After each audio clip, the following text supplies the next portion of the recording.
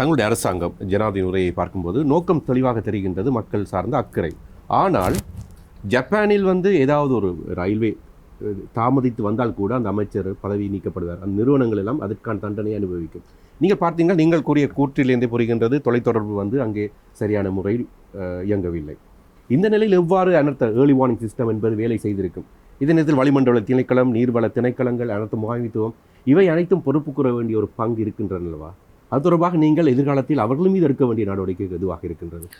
கட்டாயம் அதற்கான ஒரு கமிஷனை நிறுவி இருக்கிறது. அதாவது இந்த நடந்தது என்னவென்றதை, அது தாமதங்கள் ஏதும் நடந்திருக்கின்றன, அதாவது முன்னெச்சரிக்கை வழங்கிய போதிலும் அவர்கள் தங்களுடைய கடமைகளை நிராகரித்திருக்கின்றார்களா என்றதை தேடி பார்ப்பதற்கு. அதே போலவே தான் நாங்கள் பார்க்கின்ற இன்னொரு விடயம், இப்போது இந்த நடந்த அனர்த்தத்துக்கு பிறகும் தற்போதே இருக்கின்ற நிலை, ஒவ்வொரு சில எங்களுடைய தொலைத்தொடர்பு நிறுவனங்களோடு நாங்கள் பேச்சுவார்த்தை நடத்தும் போது கண்டு கொண்ட இடம்தான், சில இடங்களில் அவர்களுடைய அனைத்து அந்த இணைப்புகளுமே துண்டிக்கப்பட்டு, சில பிரதேசங்களில் சில அந்த தொலைத்தொடர்பு தொடர்பாக சில நிறுவனங்களுடைய அந்த தொடர்புகள் ஒன்றுமே இல்லாத பட்சத்தில் இருக்கின்றார்கள். அவர்கள் அதை மீள சீரான தன்மைக்கு கொண்டு வருவதற்கு அவர்களுக்கு 6 மாத காலம் கூட எடுக்கும் என்றும் கூறுகின்றார்கள்.